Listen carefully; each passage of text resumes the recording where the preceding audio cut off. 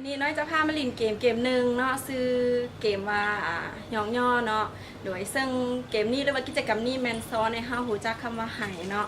ซึ่งข้าพเจ้าคิดว่าการไห่ห้าบ่จะเป็นต้องเอาวัตถุสิ่งของเงินคำที่มีค่าไห่เสมอไปเนาะเราอาจจะไห่กำลังใจไห่คำเว้าไห่คำหยองย่อสรรเสริญในสิ่งที่ว่าข้าเจ้าเฮ็ดได้เนาะกิจกรรมนี้แมนเหมาะสมหลายสำหรับคนที่ว่าหูจักกันมาก่อนแล้วก็เหมาะสำหรับที่ว่าจะเอาไปใส่ในการจัดฝึกอบรมมือสุดท้ายเนาะหรือว่าเอาไปใส่ในบอลเฮ็ดเวียกต่างๆหรือว่าชีวิตประจำวันหากก็สามารถนำเอาไปใส่ได้เนาะโดยการที่ว่าเฮาให้กำลังใจคนอื่นย่องคนอื่นให้นายคนอื่นยิ้มได้เนาะข้าพเจ้าคิดว่ากิจกรรมนี้ก็ทุกคนสามารถเฮ็ดได้เนาะกลุ่มเป้าหมายของการเล่นกิจกรรมนี้ก็แม่นอาจจะเป็นวัยรุ่นแล้วก็ผู้ใหญ่โดยเวลาที่ใส่ลินก็สิประมาณ50 นาทีอุปกรณ์ที่ว่าจะใส่อาจจะเป็นเจีย A0 หรือว่ามาร์กเกอร์เนาะเพื่อใส่อธิบายกติกาโดยการเขียนใส่เจียเพื่อให้ผู้เข้าร่วมเข้าใจง่ายขึ้นหรือว่าครูฝึกอาจจะบ่ใส่ก็ได้เนาะแล้วแต่ถ้าหากว่าเขาจะอธิบายให้ผู้เข้าร่วมสามารถเข้าใจได้อย่างชัดเจนเลยผู้นำพาจะให้ผู้เข้าร่วมสอบหาครูของตนเองเนาะหลังจากได้ครู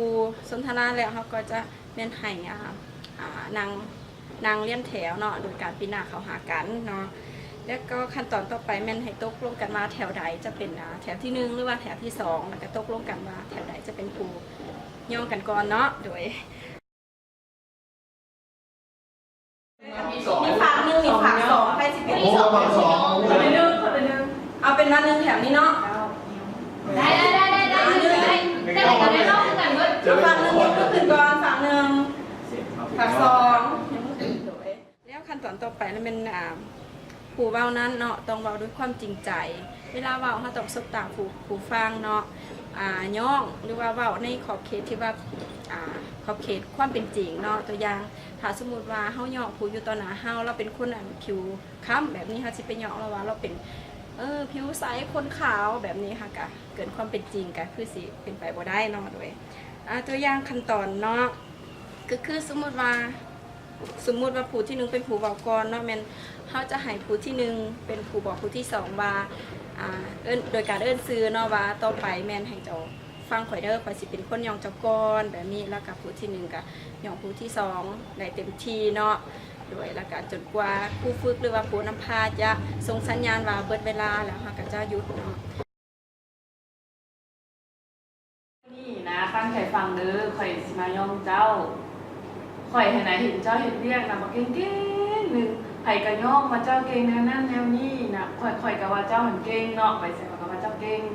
เมื่อนี้เห็นไหนเกิดโอกาสที่ดีได้มาเจอเจ้าเราเกิดมาเจอตัวเป็นและหลังจากนั้นถ้าก็สลับเปลี่ยนกันโดยการให้ผู้ที่2นั้นเป็นผู้ว่าเมื่อกี้ข่อยเป็นผู้ฟังเจ้ายองไปแล้วต่อไปให้เจ้าฟังข่อยเด้อข่อยสิเป็นคนยองเจ้าแล้วก็ผู้ที่2ก็ยองผู้ที่1ได้เต็มที่จนกว่าผู้ฝึกจะส่งสัญญาณว่าเบิดเวลาเนาะหลังจากเขาเฮ็ดกิจกรรมนี้แล้วเนาะแล้วเขามานั่งสะท้อนคืนเนาะเพื่อถามความรู้สึกของแต่ละคนว่าเป็นแนวใดเนาะระหว่างผู้ที่ย่องและกับผู้ที่ถือย่องเนาะว่ารู้สึกแนวใดเนาะแล้วผู้ที่ย่องหันแสดงอาการแบบใดจริงใจบ่เนาะคนจริงคือเขาปกติถ้าเขาสมมติบนลืมหายจะเป็นคนมีอยู่แล้วนะจะบ่ค่อยเว้าจะเว้าเฉพาะเวลาที่ต้องเว้าแล้วก็จำเป็นต้องเว้าเพราะนั้นนะและไอ้สิ่งที่ให้เขารู้สึกว่าคันเวลาที่เราบอกว่าเวลาที่เขามาฝึกกับคนอื่นทำดักเขาก็จะเป็นผู้ฟังที่ดีแต่เวลาที่เขาได้เป็นผู้นำเทแล้วเราบอกว่าเขาสามารถที่ได้เขากับมันแต่แบบจะไหนคนก็เป็นได้อยู่แล้วผู้นำนะถึงว่ามันจะต้องมีข้อเกียนแก้ไขแบบเปลี่ยนนะเขาต้องแบบเราพักดันให้เขาแบบต้องไปให้มันถึงที่สุดได้นะแบบเขาต้องสู้จนกว่าวินาทีสุดท้ายเคล็ดลับของเกมนี้แม่นผู้นำพาเขาก็สามารถออกแบบเกมออกแบบกติกาต่างๆได้นอกก็แล้วแต่ตัวอย่างว่าผู้เขาความเขาสามารถสลับคู่กันเนาะเพื่อแลกเปลี่ยนกันย่องกันไปกันมาแบบนี้ก็ได้เนาะด้วยและสุดท้ายนี้เนาะค่ะพระเจ้าก็อยากขอฝากท่านผู้ชมเนาะว่าอยากให้ลองเอาไปนำใส่ลองเบิงเนาะโดยรับรองว่ามวลหลายเนาะขอบใจ